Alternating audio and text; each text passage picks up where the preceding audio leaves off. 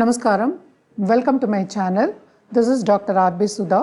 మనం ఇప్పుడు మాట్లాడబోయేది ఫిబ్రవరి 2024 నెల ఎలా ఉంటుందో ద్వాదశ రాశులకి మాట్లాడుకుందాం. దానికన్నా ముందు ఏంటంటే మనం ఎప్పుడు ట్రాన్సిట్స్ మాట్లాడుకుంటాం అంటే గోచారం మాట్లాడుకుంటాము.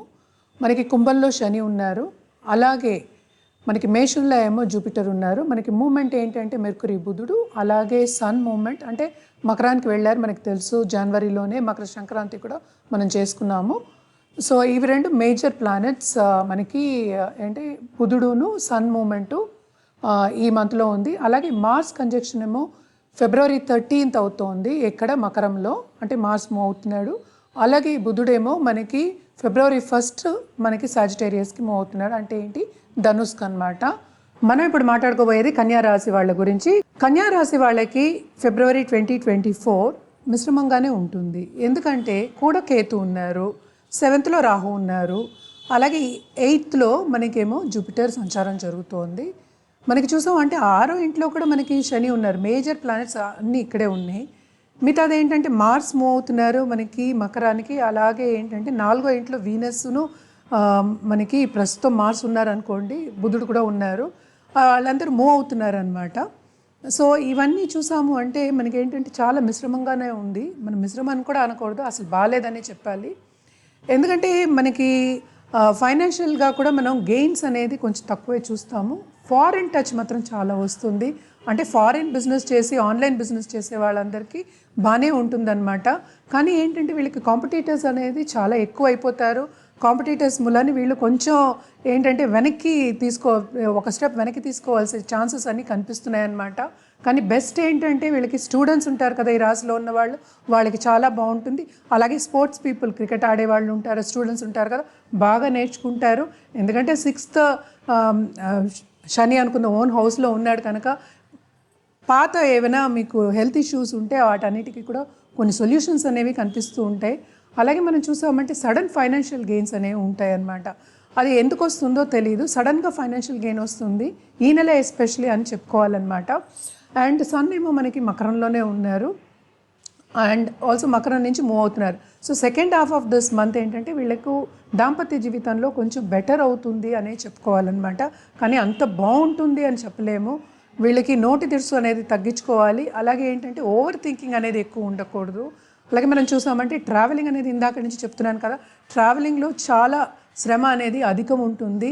శ్రమ ఎలాగో అధికమే, ఫలితం కూడా అలాగే ఏంటంటే ఆశించకూడదు, ఫలితం అంత ఉంటుందని చెప్పలేమన్నమాట. ఫైనాన్షియల్గా లాసెస్ అనేవి వీళ్ళకి తప్పదన్నమాట. బిజినెస్ ఇప్పుడు కొత్తగా స్టార్ట్ చేయాలి అన్నప్పుడు స్టార్ట్ చేయొద్దనే మనం సూచన ఇస్తున్నాము. అలాగే పార్ట్నర్షిప్ బిజినెస్లో ఉన్న వాళ్ళకి కూడా ఎదురు దెబ్బలు తగులుతాయి. కాంపిటీటర్స్ అందరూ చాలా ఎక్కువ అయిపోతారు. కానీ వీళ్ళకి ఏంటంటే ధార్మిక కార్యక్రమాల్లో అండ్ స్పిరిచువాలిటీ అనేది కొంచెం ఎక్కువ అవుతుంది.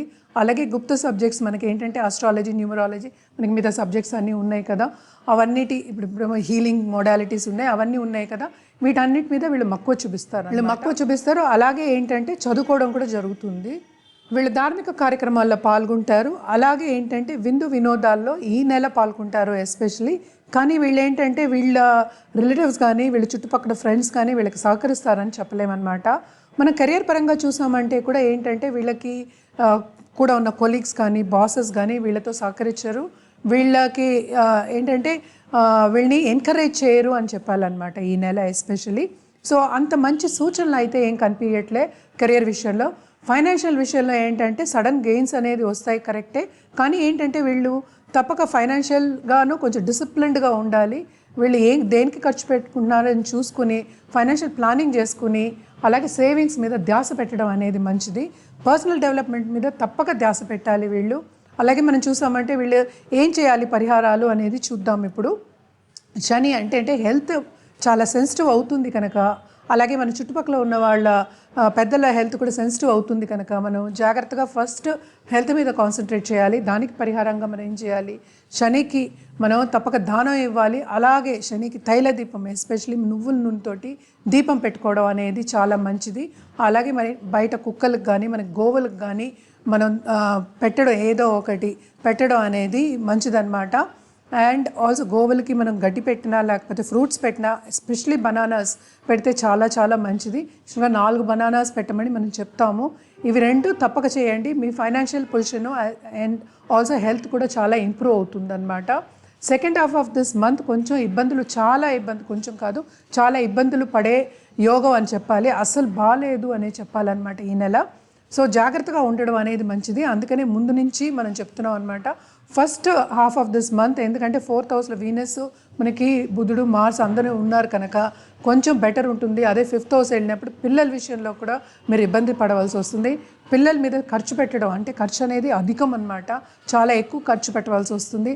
అలాగే వాళ్ళు చెప్పిన మాట వినరు. జాగ్రత్తగా చూసుకోవాలి, వాళ్ళతో జాగ్రత్తగా మసులుకోవాలి, వాళ్ళని ఒక దారిని పెట్టాలి అనే చెప్పాలన్నమాట. ఈ రెమెడియల్ మెషర్స్ అన్నీ ఏంటంటే మనం ఈ నెలకే చెప్తున్నాం అన్నమాట. అలాగే మనం చూసాము అంటే మనం విష్ణుమూర్తికి, కృష్ణుడికి కానీ విష్ణుమూర్తికి కానీ తప్పక మనం వెళ్ళి బుధవారం వెళ్ళి పూజించుకోవడం కానీ చదువుకోవడం కానీ చాలా చాలా మంచిది.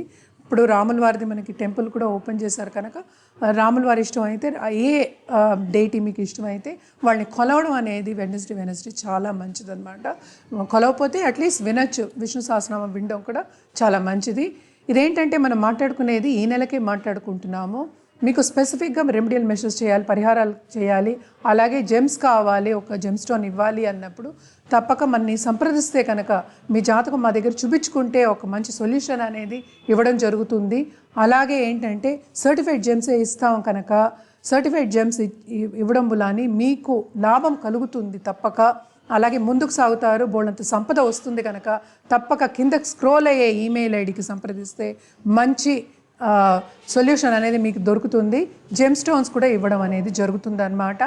సో కింద స్క్రోల్ అయ్యే ఈమెయిల్ ఐడికి సంప్రదించండి, అన్ని వివరాలు చెప్పబడుతుంది.